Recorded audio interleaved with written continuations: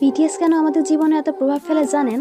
কারণ বিটিএস একমাত্র K pop group যারা শুধুমাত্র পৃথিবী থেকে সকল প্রকার ভায়োলেন্স এবং ধর্ষণ দূর করতে ইউনিসেফের সাথে কোলাবোরেশন করেছিল।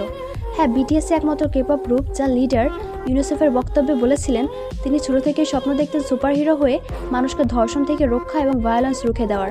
হ্যাঁ, বিটিএস একমাত্র কেপপ গ্রুপ যেটি সাধারণ মানুষের স্বার্থে কাজ করেছে। যাদেরকে বাংলাদেশের ছেলেরা হিজড়া বলে সম্বোধন করে, সেই হিজড়াগুলো আমার মা বোনদের জন্য দিনের পর দিন লড়ে যাচ্ছে। সেখানে আপনার বাংলাদেশি ছেলে কী করছে?